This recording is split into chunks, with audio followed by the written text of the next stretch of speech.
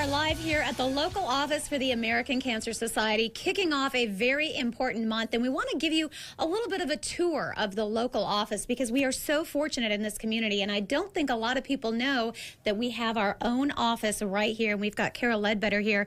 And this is just one of the beautiful rooms right here in the local office. Tell me a little bit about this room. Okay, this is our patient service room, is what we like to call it.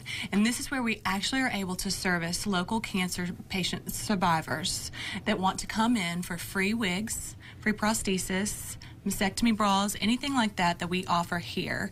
This is a great room also to talk about resources that we have available. So not only can you come in and get a free wig and be fitted, but you can also talk about the other things that you need here in this community. And I can only imagine for somebody that's going through this, their skincare changes, their needs change, their hair certainly changes. Absolutely. You know, we have the Look Good, Feel Better program, but this is the first place where we really start to promote that is in this room. So they come in, we talk to them about the wigs, we talk to them about the skincare and all of those things, and then ask them to come back for that program so that they can take advantage of that here. And we certainly have one woman here with us this morning that knows how important some of these programs are. We want to walk over here and talk to April a little bit. And April, I know you were diagnosed with breast cancer this year back in January, I understand. Yes. And then you actually came through this program, came to the American Cancer Society for some support and some help. Tell me a little bit about that.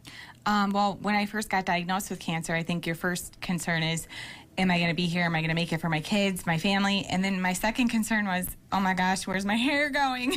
Yeah. And I was really worried about that. And they just, when I came here, they made me feel so comfortable. We sat in the chair.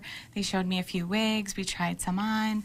And then they told me about the Look Good, Feel Better program also. And for someone like you, who your world has just completely been torn apart, trying to understand, trying to cope, and trying to get that advice, I can imagine that that resource and those services were just so important. It was important. It strengthens you, and it also helps you see that other people are going through the same thing too. And I think that helped a lot.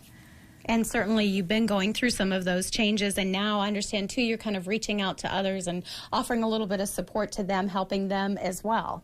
Oh yeah, that was there for me, and I certainly would like to be there for anybody who else needs to go through or is going through it also, because it's tough. But there's support, and it helps you. It gives you that strength. And what a beautiful room, and to be able to do that, and they have such amazing volunteers that sort of help you through this. Oh yeah, and especially when I did that Feel Good, Look Better program, it was all new makeup because you have to be really careful about with your white blood count strapping.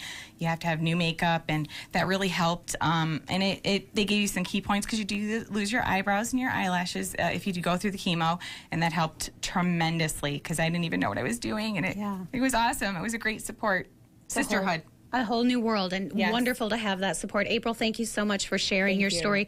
We want to invite you down to visit your local American Cancer Society office. So many resources, so many programs, a wonderful opportunity, and especially this month, find out how you can get involved. Join a team now. The Making Strides Against Breast Cancer Walk is coming up. There are definitely different things you can do. You can put one of those Hope Lives Here pink signs in your front yard. And stay tuned to Daytime Tri-Cities because we are all about the power of pink all this month. Chris, we're going to toss it back to you now in the studio.